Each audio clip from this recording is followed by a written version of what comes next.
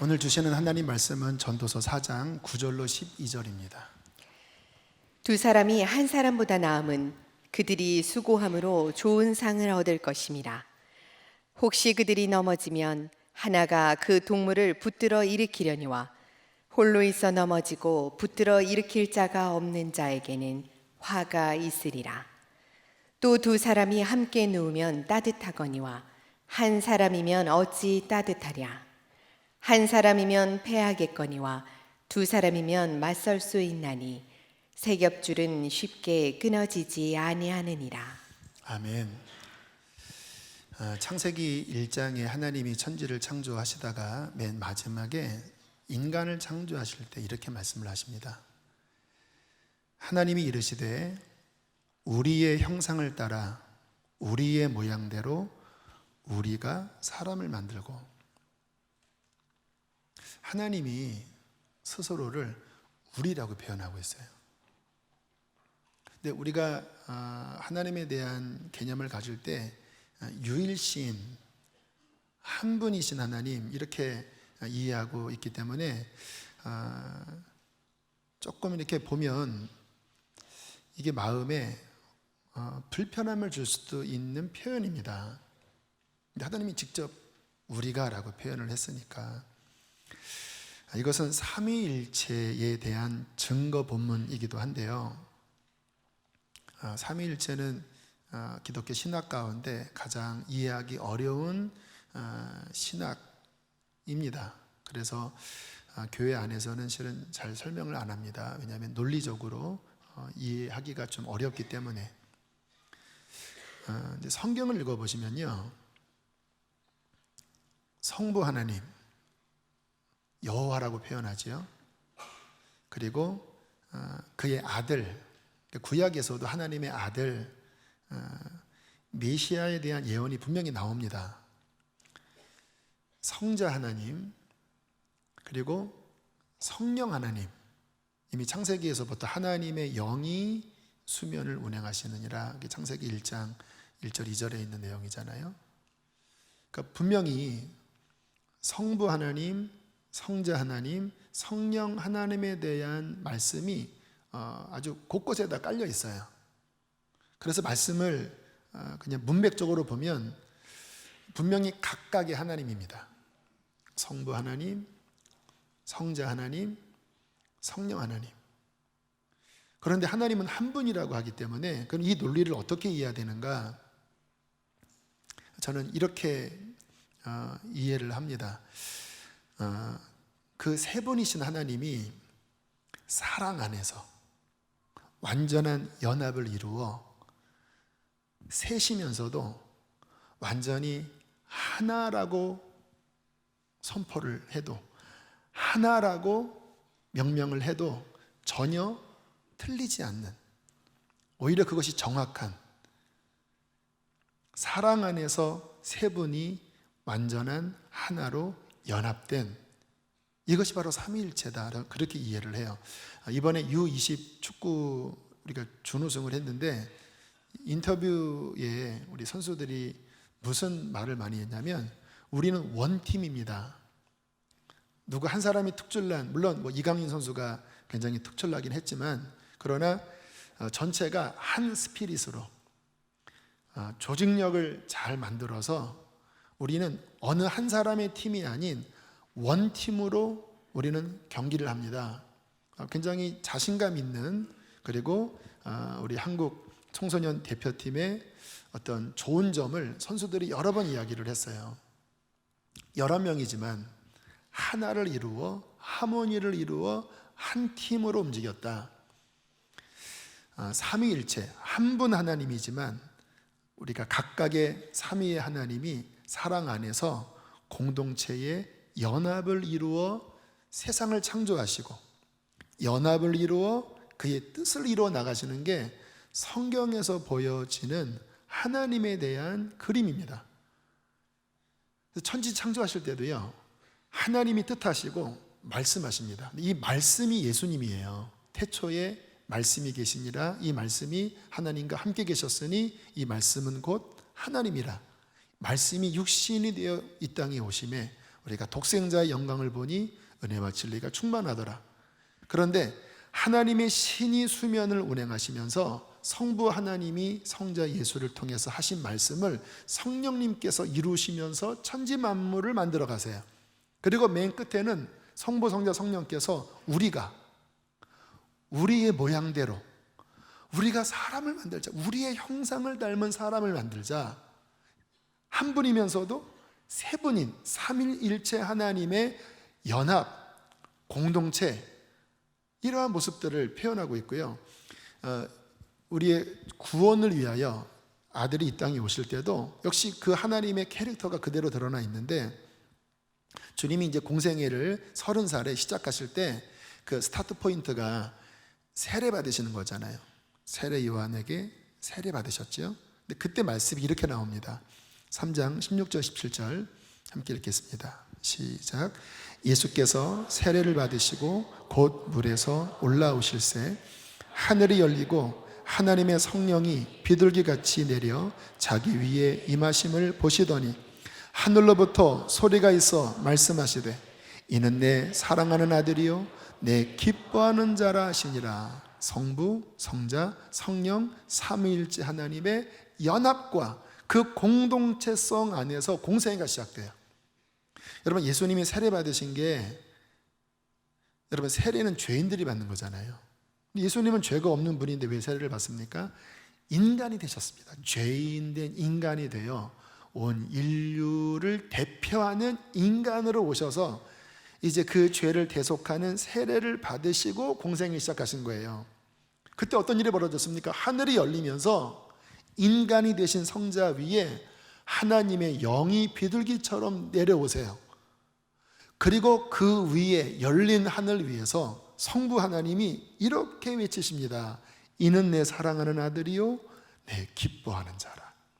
내가 이 아들을 보냈고 이 아들을 통하여 세상을 구원하겠는데 이 아들은 나의 사랑하고 기뻐하는 아들이라. 성부, 성자, 성령 하나님이 아름다운 하모니를 이루며 인류 구원을 시작하십니다. 이제 주님께서 그 인생 끝에 십자가에 달려 하나님 아버지의 뜻대로 달려 돌아가셨죠. 자, 부활이 어떻게 일어났는지를 로마서 1장 4절에 또 이렇게 말씀을 하고 있어요. 함께 읽겠습니다. 시작. 성결의 영으로는 죽은 자들 가운데서 부활하사 능력으로 하나님의 아들로 선포되셨으니 곧 우리 주 예수 그리스도시니라.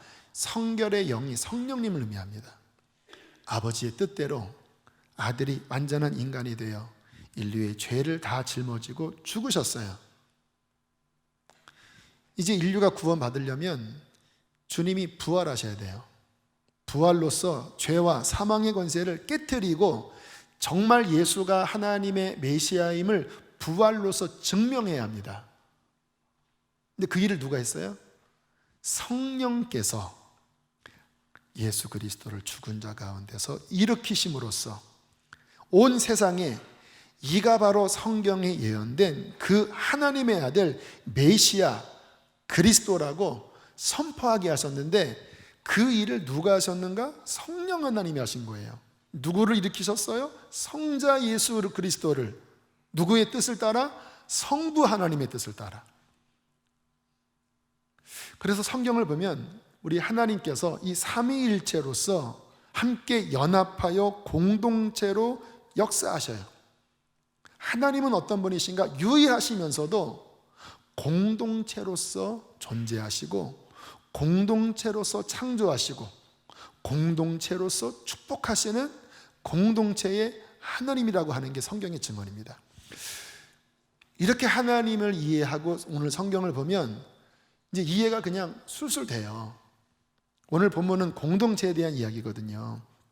9절 말씀 함께 보겠습니다. 시작. 두 사람이 한 사람보다 나음은 그들이 수고함으로 좋은 상을 얻을 것입니다. 한 사람이면요, 조금 큰 물건은요 못 듭니다. 아무리 힘세도 부피가 크면 한 사람이 못 들어요.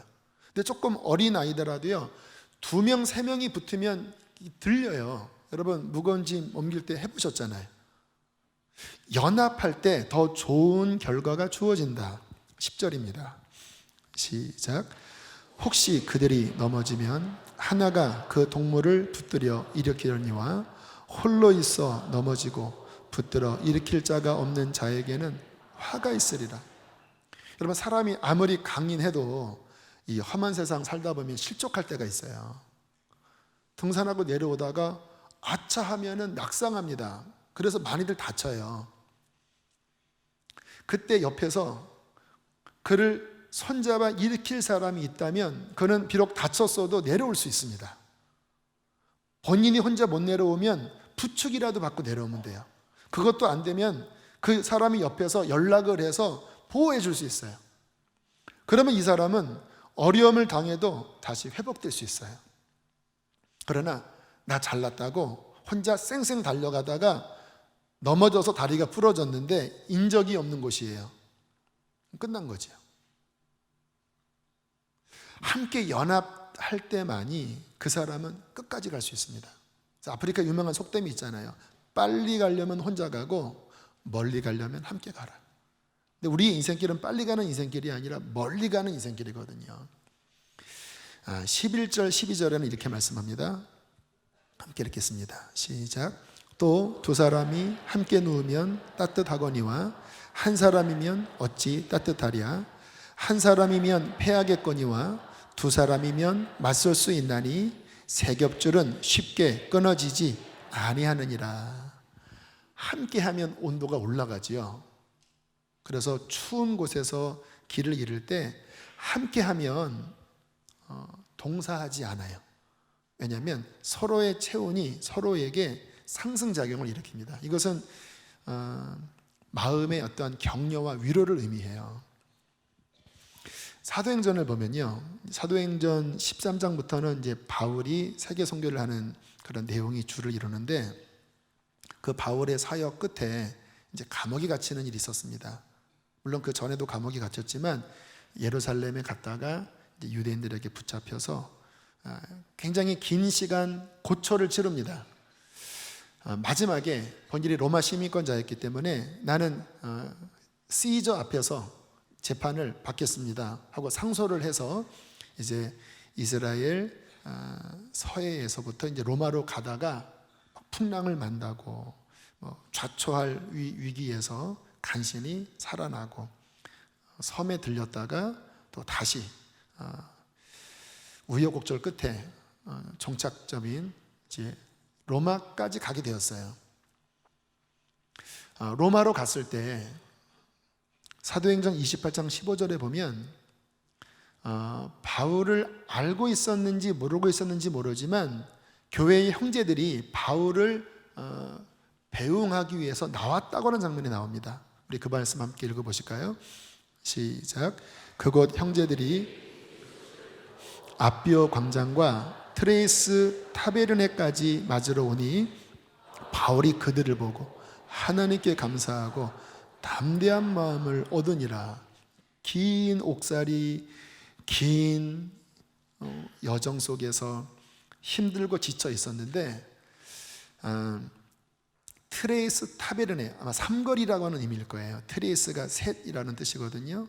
그 삼거리 어디쯤 왔는데 그곳에 있던 형제들이 바울과 그 일행을 맞이하려고 나왔어요. 근데 오늘 성경에 보니까 그 바울이 그들을 보면서 느낀 감정을 이야기하는데 담대한 마음을 얻으니라. 너무 감사했다라는 거예요. 왜요? 형제들의 배웅이 바울의 지쳤던 마음, 바울의 힘들었던 마음에 위로와 격려가 된 거예요. 여러분, 바울은 성경에서 가장 위대한 믿음의 용장입니다. 늘 하나님만 바라보고 의지하는 사람이에요. 그런데 바울이 지쳤을 때 형제들이 그냥 돈을 준 것도 아니고 다른 것도 한 것도 아닌데 그냥 마음을 담아서 함께 나와 주었을 때 지쳤던 바울의 마음, 힘겨웠던 바울의 마음 안에 힘이 불어넣어지는 그러한 경험을 한 거예요.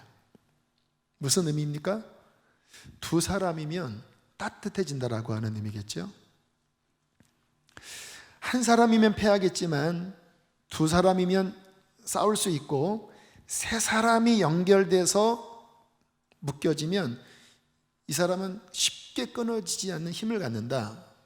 이렇게 말씀을 하는데, 여러분 이것도 사회 심리학적으로 보면요, 제3의 법칙이 있대요. 들어본 분도 계실 것 같아요. 어떤 법칙이냐면 한 사람이 어떤 일을 하면 반응이 없다고 그래요. 똑같은 일을 두 사람이 함께 하면 조금 반응을 줄 수는 있지만 그래도 움직일 수 없대요. 신기하게 세 사람이 함께 붙어서 어떤 일을 하잖아요. 그러면 갑자기 군중들이 움직인대요. 그래서 실험을 해봤는데 그 횡단보도 가운데서 어떤 사람이 막 어느 그 빌딩 꼭대기를 향하여 막 손을 막 하면서 서 있으니까 사람들이 미친 사람 보듯이 지나가더라고요. 두 사람이 함께 이제 똑같은 곳을 보니까 힐끗 보지만 그래도 지나가더라고요. 근데 한 사람이 붙었어요. 세 사람이 됐어요. 갑자기 그 지나가던 군중들이요 막 몰려들더니 뭐야 저기 뭐가 있어? 전체가 움직이는 거예요. 그게 제3의 법칙이래요. 어느 지하철역에서 한 사람이 지하철 그 틈 사이에 발이 빠진 거예요. 근데 이렇게 영상을 보니까 사람들이 지하철을 밀어서 이 사람의 발을 빼냈습니다. 근데 그게 어떻게 시작됐는지를 나중에 설명하는데, 한 사람이 지하철을 밀었대요. 뭐 꿈쩍하겠습니까? 그러니까 옆에 있는 사람이 혹시 해서 또 손을 붙였대요. 움직이겠습니까? 근데 또 한 사람이 딱 대고 밀자마자 갑자기 그 주변에서 관망했던 사람들이 다 달려들더니 으쌰 하더니 이게 확 밀리고 사람이 빠진 거예요. 사회심리학자가 그 CCTV를 보면서 설명을 해주더라고요. 세 사람이 움직이면은 군중이 움직인다라는 거예요. 여러분, 우리가 이 사회나 또 만물의 원칙 안에 이 하나님이 공동체 안에 주신 어떤 비밀스러운 힘, 또 그 안에 있는 축복, 능력, 하나님의 창조 원리 안에 이 공동체 안에 담긴 능력과 축복이 있다고 하는 것을 우리는 오늘 말씀 속에서 발견할 수 있습니다. 그래서 우리는 이 땅을 살아가면서 혼자 살면 안 됩니다. 함께 연합하여 공동체를 이루는 것, 우리의 삶에 굉장히 중요한데, 특별히 신앙생활에 있어서 이 공동체는 정말 필수 불가결한 요소라고 할 수 있어요.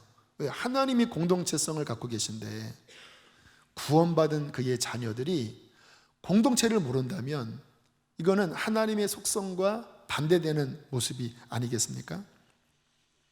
안타깝게도 오늘날 이 사회가 개인화되면서 신앙생활도 개인화가 돼가고 있어요. 공동체가 없이 그냥 예배드리고 가시고, 공동체가 없이 그냥 나 혼자 기도하고 나 혼자 하나님 믿고 난 그래도 하나님 믿습니다, 거기에 큰 문제의식을 느끼지 못하는 분들이 많이 있습니다. 이거는 굉장히 아쉬운 일입니다. 왜냐하면 하나님이 공동체의 하나님인데, 물론 하나님과의 1:1 관계가 중요하다고 하겠지만 그것이, 그 의미가 공동체는 없어도 된다고 하는 의미는 절대 아니거든요. 우리의 삶에 공동체가 있는 것, 특별히 우리의 신앙생활에 나를 사랑해주는, 나를 위해서 기도해주는, 또 내가 사랑하는, 내가 기도하고 눈물로써 섬기는 공동체가 있다고 하는 것은 여러분 말할 수 없는 축복입니다. 지난 2월 말부터 3월 초까지 이제 이스라엘 성지순례를 교인들과 함께 갔다가, 저는 캐나다 토론토 쪽에 집회 일정이 연이어 있었기 때문에 이제 교인들은 한국에 보내고 저는 이제 11시간 비행기를 타고 토론토에 왔어요.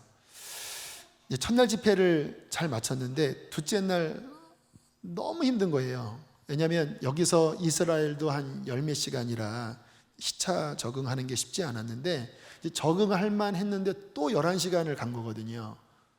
또 열흘 동안 이스라엘 성지순례에 여독도 쌓였기 때문에 이게 너무 힘든 거예요. 둘째 날 말씀을 준비하려고 하는데 이게 몸이 너무 가라앉고 몸이 지치니까 이게 막 힘이 나질 않는 거예요. 그래서 어떡하나 하고 막 거의 막 기다시피 있다가 기도 요청을 해야 되겠다 하고 우리 교회 중보기도방 에아드 방에다가 지금 저 죽겠습니다, 기도 좀 해주십시오 하고 올렸더니 그때 한국 시간이 새벽 4시였거든요. 그래서 한편으로는 괜히 잠자는 분들 깨우는 거 아닌가, 그래도 일단 올렸는데 1분도 되지 않아서 막 카톡이 날라오더라고요. 목사님, 지금 내가 기도하고 있는데 목사님 위해서 기도하고 있습니다. 또 다른 분도 기도하겠습니다. 근데 신기한 일이 벌어졌어요. 완전히 제가 막 지쳐서 이렇게 일어날 수 없는 상황이었는데 그 카톡 단톡방에 기도 제목을 올리고 불과 3분도 지나지 않아서 갑자기 제 속에서부터 힘이 쭉 올라오는 거예요. 그래서 그냥 이게 뭐야? 이 마음이 일어나니까 육체가 피곤하지가 않더라고요. 그리고 20분 정도 지났더니 막 까똑 이렇게 해서 올라오는데 한 20분 지났는데요, 진짜 아무리 피곤하지도 않고 그냥 몸이 충만하게 회복이 돼서 그날 집회를 정말 힘있게 감당할 수 있어요. 그때 제가 느낀 게, 중보기도가 이렇게 다이렉트로 역사하나? 보통 기도하면은 좀 지나서 응답된다고 하는 그런 우리가 생각도 있잖아요. 근데 곧장 기도하겠습니다. 곧장 제 안에 부어지는데, 와, 너무 감사하다. 근데 한번 생각해 보세요. 그때 저를 위해서 기도해 준 분이 누굽니까? 세계에 있는 그리스도인입니까? 아니에요. 저를 사랑하고 제가 섬기는 저와 인격적인 관계 안에 있는 공동체에서 저를 위해서 기도해 준 거예요. 우리가 신앙생활을 하면서 그러한 영적 공동체, 영적 가족이 있느냐 없느냐는 평상시에야 문제 없을 때 나 혼자 신앙생활 잘 할 수 있겠죠. 그런데 내 힘으로 감당 못하는 그 순간이 오잖아요. 갑자기 막 큰 질병이 걸렸을 때, 갑자기 큰 우환이 일어났을 때 공동체가 없으면, 그러면 나 혼자는 기도 생활도 열심히 하고 나 혼자는 유튜브를 통해서 은혜를 받았다 하지만 인격적 관계 안에 거하는 공동체가 없어져 버리면요, 그러면 그때는 정말 너무 외롭고 일어나기 힘든 버거운 신앙생활을 할 수밖에 없다는 거예요. 그래서 우리가 신앙생활을 하면서 이러한 내가 사랑하고 헌신하는, 또 나를 사랑해주고 또 나와 인격적인 깊은 관계 속에 있는 공동체가 반드시 있어야 된다고 하는 것 너무 중요합니다. 근 한 2년 3년 사이에 주님이 저에게 가장 많이 열어주신 진리가 실은 교회론이었어요. 성경을 읽을 때 주님이 교회를 보여주실 때가 여러 번 있었는데 볼 때마다요, 제가 이 정도였나? 아니, 교회가 하나님의 계획이 있어서 이게 이 정도였나? 교회라고 하는 곳은요, 하나님 계획의 주변이 아니라 그냥 센터입니다. 하나님 계획의 전부가 교회예요. 그래서 우리가 신앙생활을 하면서 이 교회를 이해하는 것은 너무나 중요한데, 주님이 깨닫게 하신 몇 가지를 좀 말씀을 나누면요, 주님께서 인류 구원을 위하여 십자가 지시기 전에 이 말씀을 하셨습니다. 마태복음 16장 18절 함께 읽겠습니다. 시작. 내가 이 반석 위에, 주님이 자신의 꿈을 선포하세요. 내가 십자가 지면 너희들 내 교회를 세울 거야. 내 교회. 내가 십자가 져서 옆구리에 창에 찔리면 아담의 옆구리에서 하와가 나오듯이 내가 십자가 질 때 나에게서 나의 신부된 교회가 나올 거야. 그리고 주님은 십자가 지시고 이제 성령의 권능으로 부활하셨어요. 그래서 교회가 이제 태동을 했습니다. 근데 안타깝게 주님이 하늘로 올라가시는 거예요. 근데 이 땅에 남아있는 교회는 아시다시피 미약한 교회잖아요. 갈릴리 어부들, 막 주님을 배반하여 도망가고 정말 용기 없는 그 촌뜨기들, 또 그 당시에 그냥 소외 계층들입니다. 그들만 남겨두고 올라가시면서 내가 올라가는 게 더 나아 하면서 가셨어요. 그리고 열흘 뒤에 무슨 일이 벌어졌습니까? 백주절, 오순절에 우리 사도행전 2장 1절 2절입니다. 함께 읽겠습니다. 시작. 오순절 날이 이미 이르매 그들이 다 같이 한 곳에 모였더니 호련히 하늘로부터 급하고 강한 바람 같은 소리가 있어 그들이 앉은 온 집에 가득하며, 여기 위에 보면 다 같이 한 곳에 모였다. 이게 교회예요. 믿는 자들이 함께 모여 있었어요.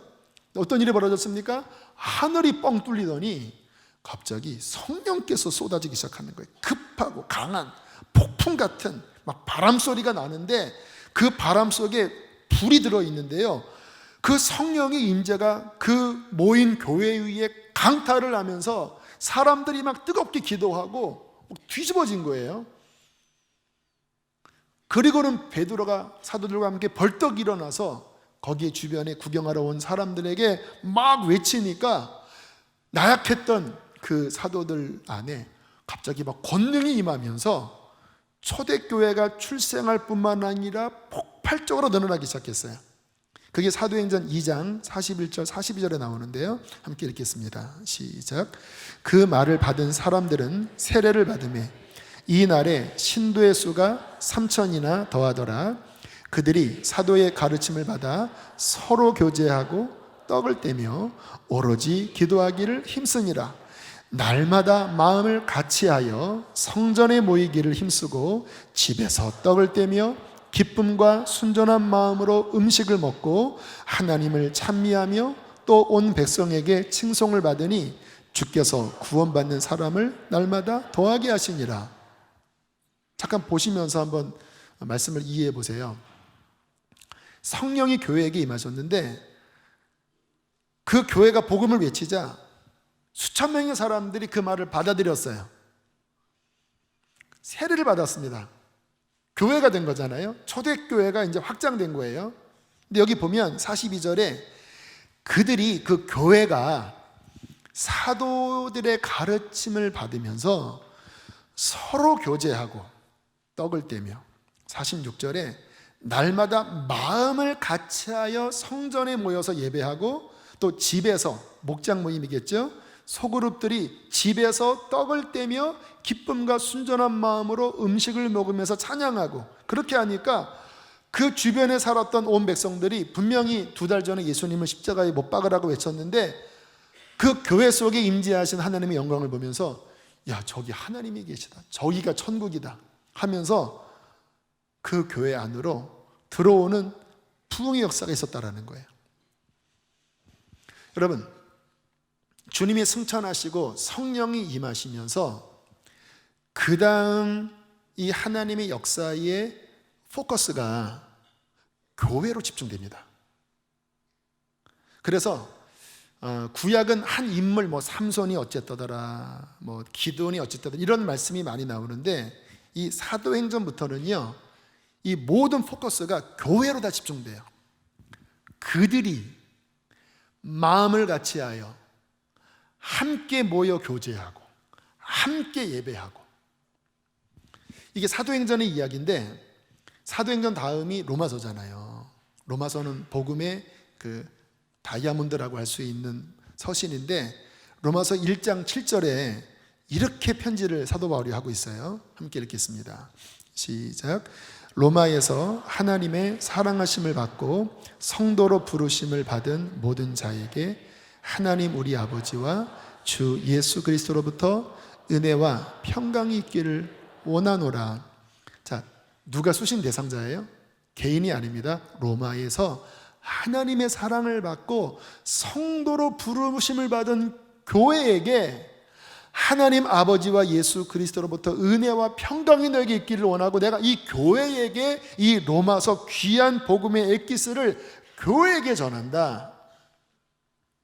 여러분, 이 교회라고 하는 개념, 하나님이 교회를 어떻게 중요시 여기시는지를 인식하라는 의미입니다. 고린도전서 1장 2절 3절도 한번 보세요. 함께 읽겠습니다. 시작.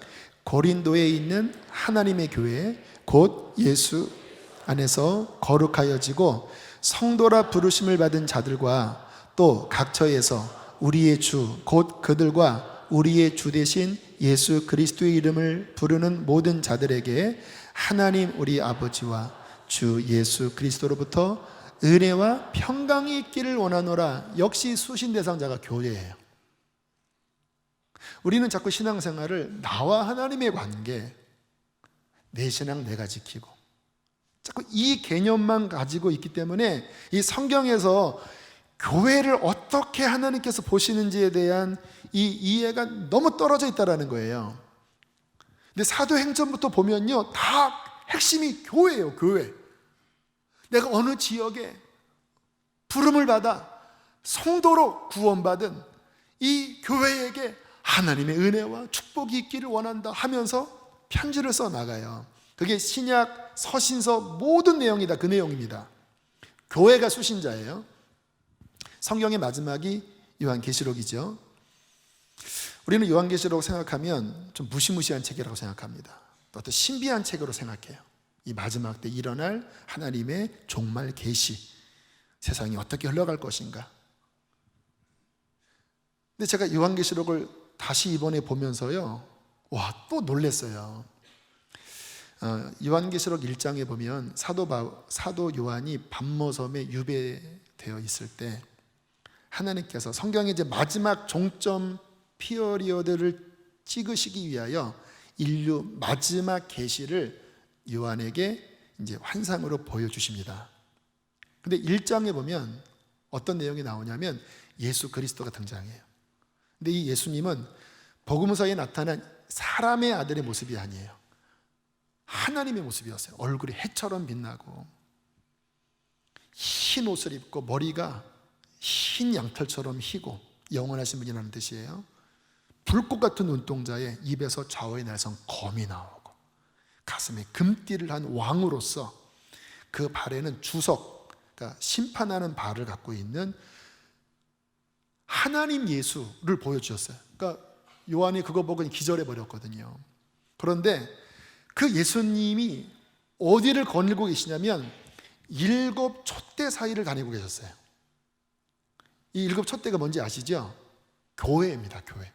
그리고 주님의 손에 7 별이 들려져 있었어요. 이 7 별이 누구를 의미하는지 아세요? 그 교회의 지도자를 의미하는 거예요.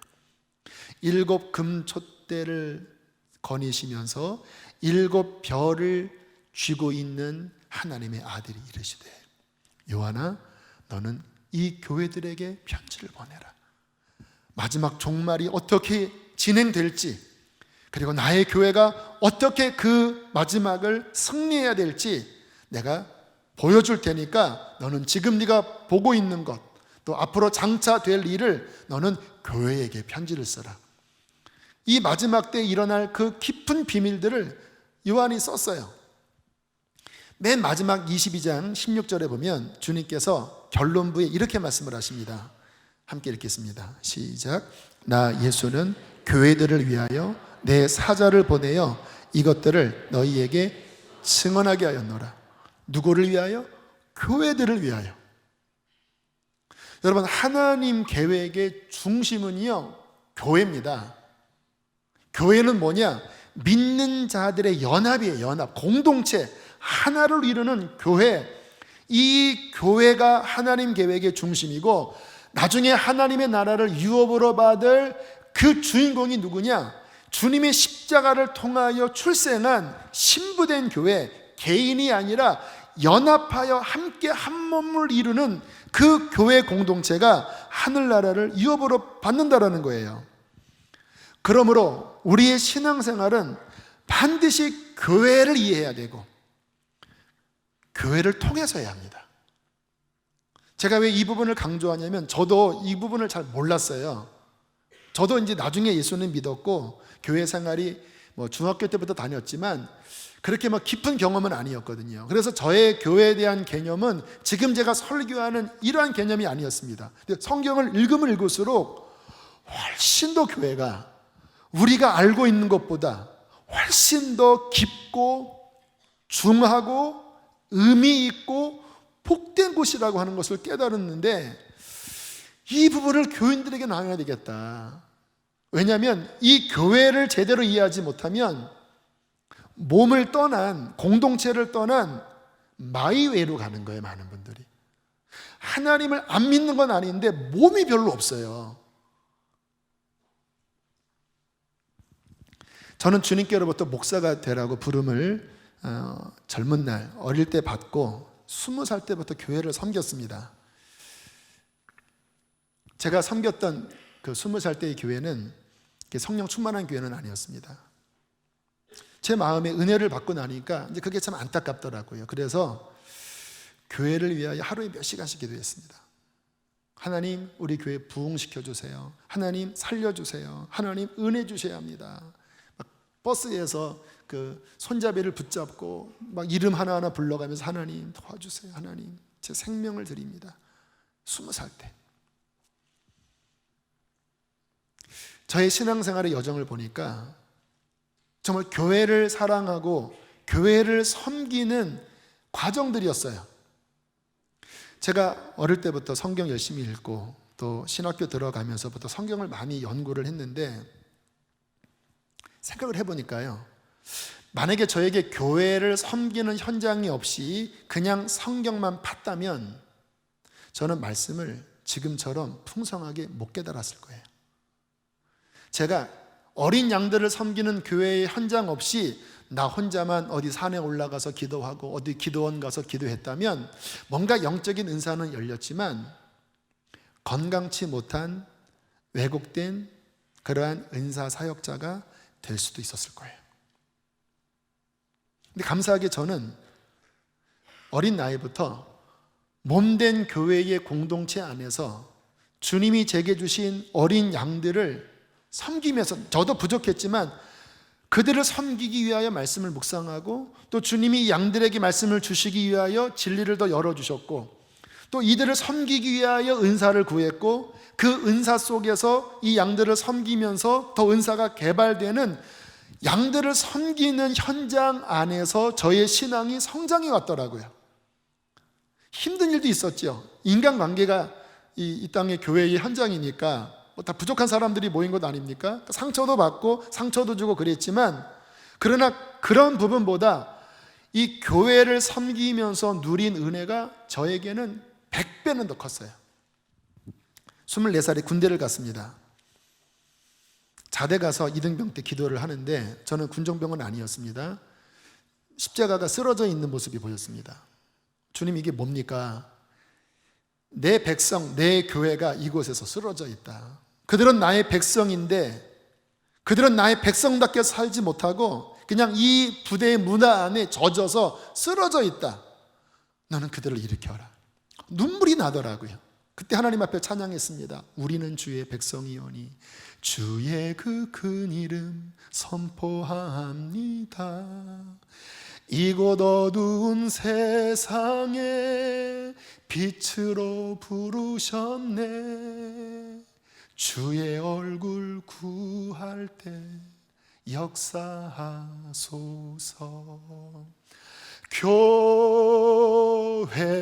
교회를 세우시고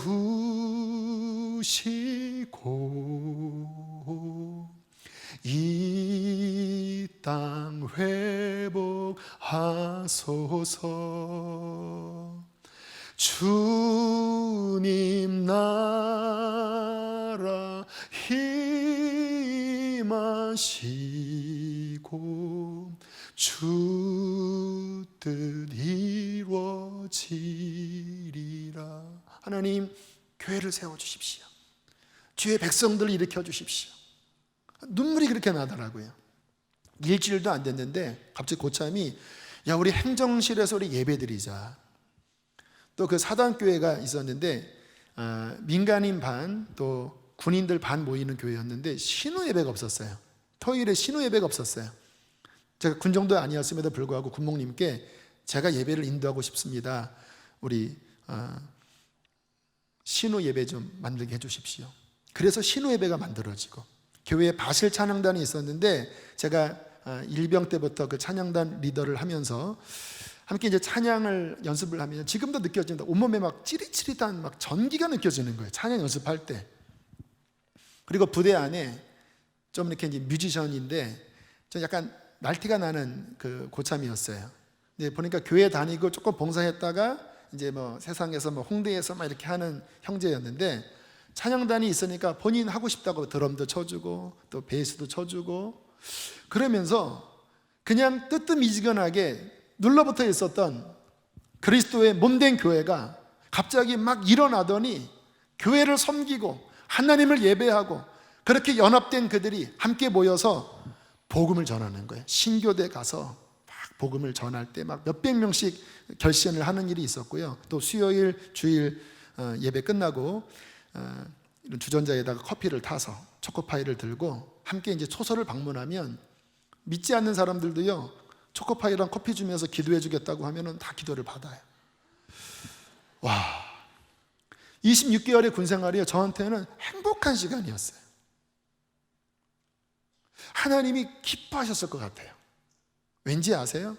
그리스도의 몸된 교회가 일어났고 부족한 제가 그 교회를 세우는 데에 군부대 안에서도 여전히 쓰임받았다고 하는 것, 얼마나 제 가슴을 따뜻하게 하고 저를 복되게 하는 경험인지 몰라요. 자, 이렇게 이제 신앙생활을 하다가 2005년경에 이제 선한목자교회에 부목사로 갔어요. 참 너무 좋은 교회, 그 안에서 풍성한 은혜를 누렸는데, 근데 저는 이 개척에 대한 마음이 참 큰 사람이었습니다. 그래서 제가 선목 가기 한 1년 후부터 유 목사님에게 자꾸 나가겠다고 그랬어요. 지금 생각해 보니까 제가 목사님을 힘들게 했더라고요.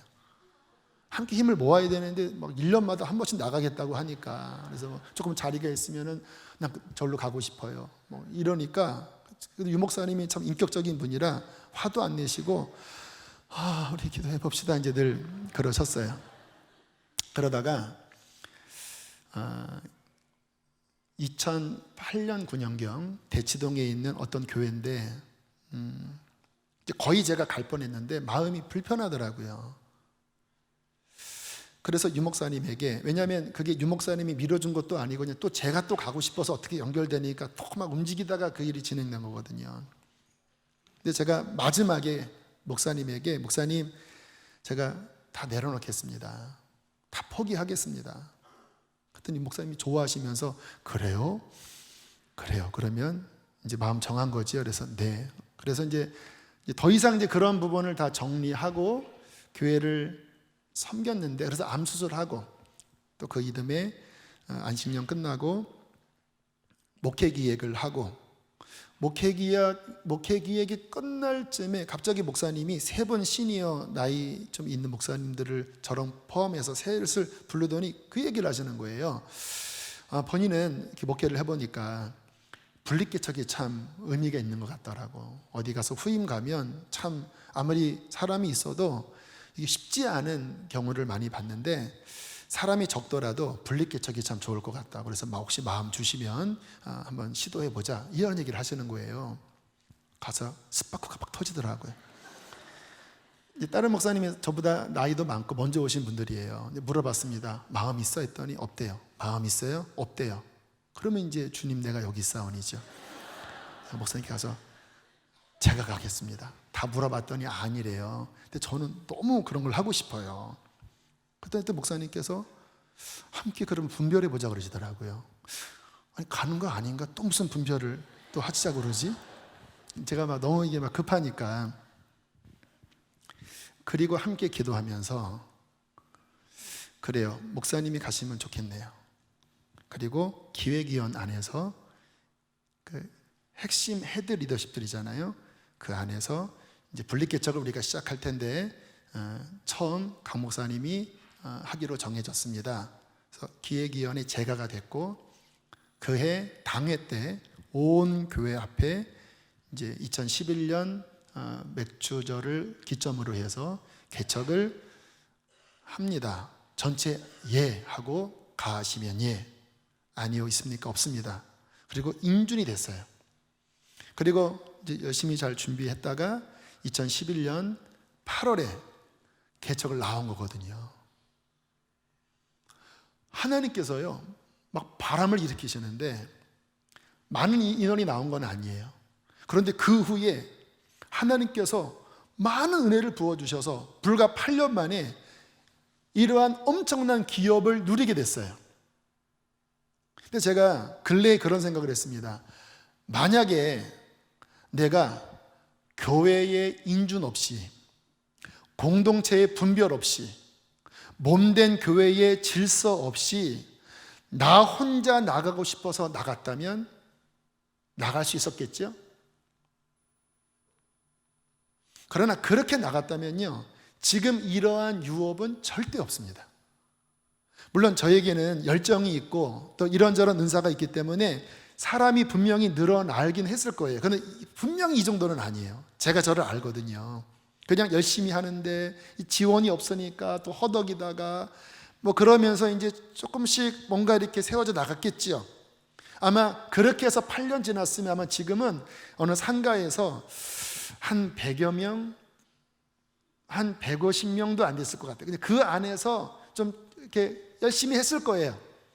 물론 그것도 귀한 일입니다. 그러나 보세요. 공동체 안에서 몸된 교회의 질서, 그 안에 순종함을 통하여 그 안에의 허락을 받고 문이 열렸을 때 제가 혼자 애쓴 것보다 비교할 수 없는 엄청난 복과 엄청난 열매들을 맺을 수 있는 이러한 복을 누린 거예요. 동의할 수 있겠습니까, 여러분?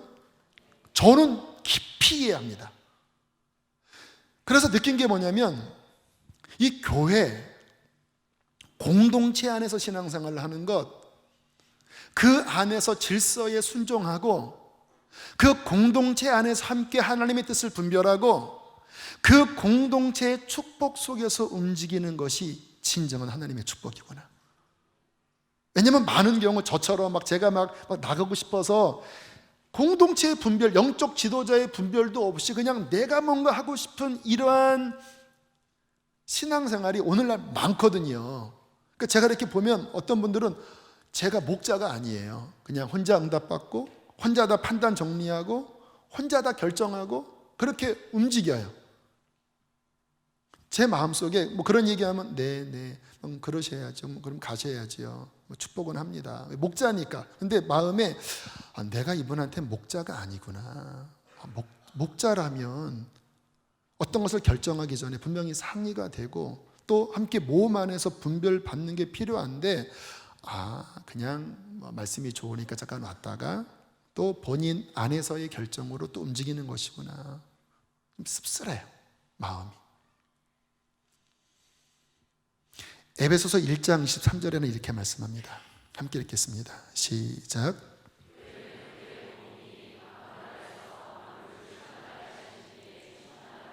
뭐가요? 교회가 주님의 몸이 되어 사람들의 모임만이 아니라 성령이 임재하시는 신적 공동체가 되어 하나님의 충만함이 거하는 영광스러운 곳이 교회다. 그래서 8년 전에 이제 개척을 시작했잖아요. 그 뜨거운 마음, 또 우리 모교회의 어떤 지원 안에서 열심히 건강한 교회, 말씀 위에 선 교회를 세우려고 몸부림치면서 왔는데요. 저는 지금요 너무너무 행복합니다. 제가 어젠가 그제 제 아내에게 그런 말을 했습니다. 나 같은 행복한 목사가 있을까?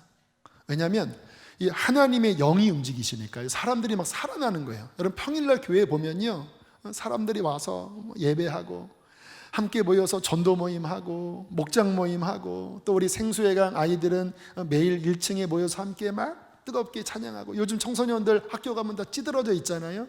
근데 만나서 아침에 예배를 하고, 또 요즘 청년들 함께 선교 나가려고요, 청년들이 모여서 함께 막 드라마도 준비하고 뭐 워십도 준비하고 막 깔깔대고 막 밥 먹으러 가고, 그런 모습들을 물끄러미 보면요, 어이구 행복해라, 어이구 행복해라, 얼마나 예쁘고 사랑스럽나. 주님의 몸된 교회를 건강하게 세우는 게 이렇게 충만한가? 이 몸된 공동체 안에서 이러한 행복을 누리는 목사, 와, 너무 좋다.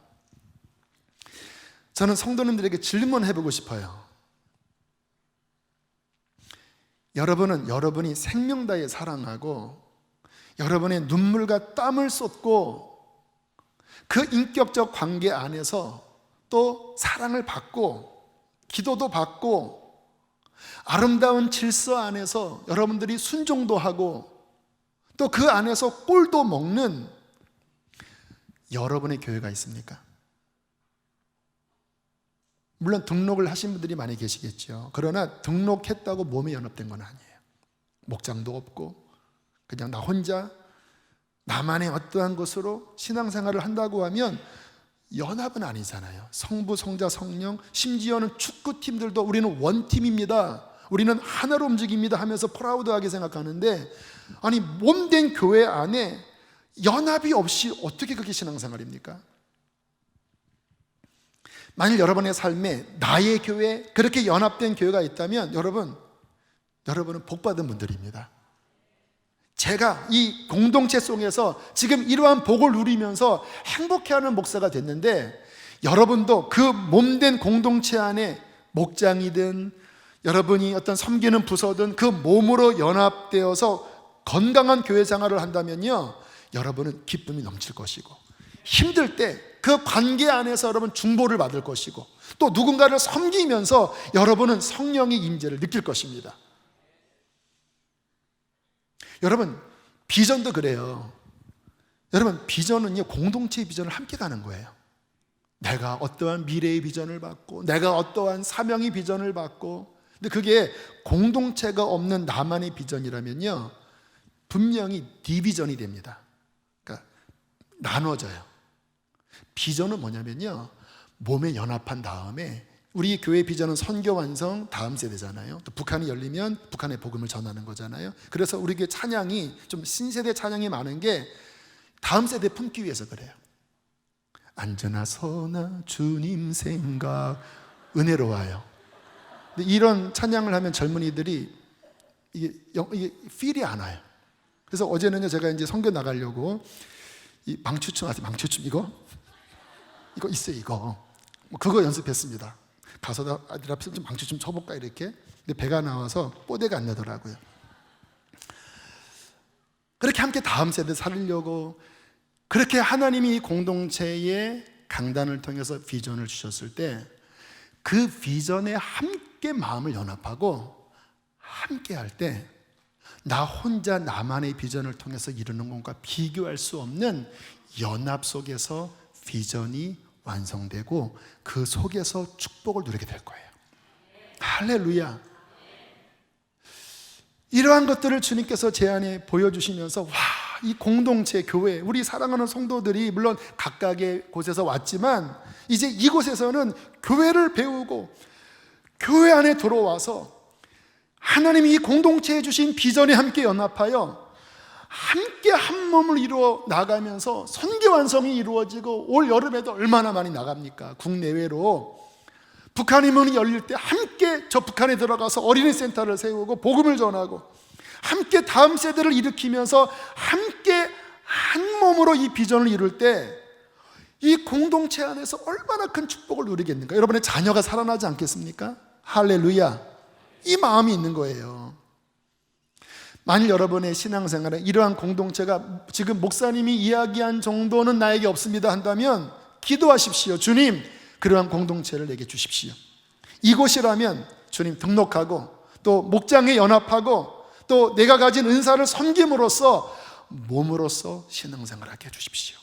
교회는 그의 몸이니 만물 안에서 만물을 충만케 하시는 이의 충만함을 경험하게 하여 주십시오. 여러분 각각의 목장들 제가 권면합니다.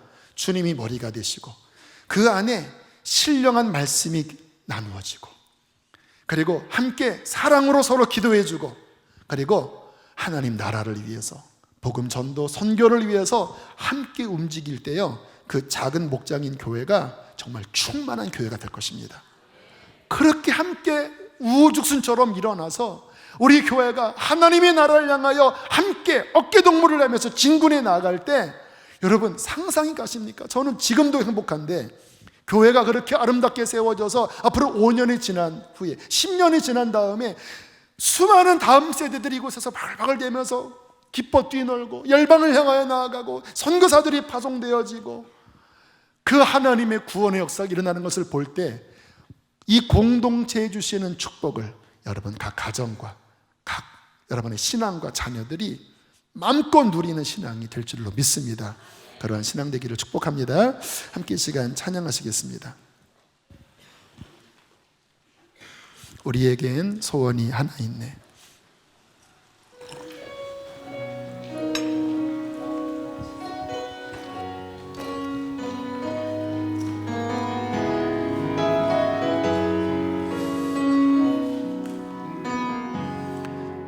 우리에겐 소원이 하나 있네. 주님 다시 오실 그날까지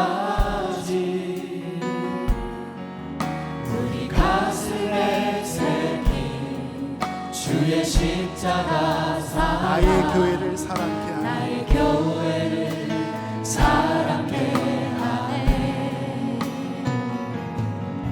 주의 교회를 향한 우리 마음 희생과 포기와 가난과 고난 하물며 주조차 우릴 막을 수 없네. 우리 교회를 이 땅에 우리 교회를 섬깁시다. 교회를 교회되게 교회를 교회되게 예배 예배되게 우리 사용하소서. 진정한 그의 날 오길 희망으로 우리 성령 안에 예배하리라. 성령 안에 예배하리라. 자유의 마음으로 사랑으로 사역하리라. 교회는 생명이니 교회를 교회되게 예배 예배되게 우리 사용하소서. 진정한 그의 날 오늘 희망으로 우리 사용하소서. 우리 사용하소서. 우리 함께 시간 기도합시다. 하나님, 나의 교회, 내가 사랑하고 내가 희생할, 내가 섬길 교회, 또 나를 사랑해주고 나를 위해 기도로 눈물을 흘릴 그러한 교회를 하나님 반드시 만나게 하여 주시고, 그런 교회가 내게 허락됐다면 주님 교회를 더 사랑하고 교회 질서 안에 들어가고 아버지 우리의 목장 공동체를 주님이 다스리시는 거룩한 공동체로 세우게 하여 주시옵소서. 우리 주여 한번 부르시고 기도하시겠습니다. 주여, 나의 교회, 주님의 교회, 하나님 교회, 교회입니다. 교회입니다. 주님의 교회입니다. 주님의 교회를 알려주십시오. 교회를 보여주십시오. 주님, 교회와 함께하게 하여 주시고 교회를 섬기게 하여 주십시오. 나의 교회입니다. 나의 교회, 예수 그리스도의 교회입니다. 축복하여 주시옵소서. 주여, 하늘의 문을 열어주십시오. 주여, 주여,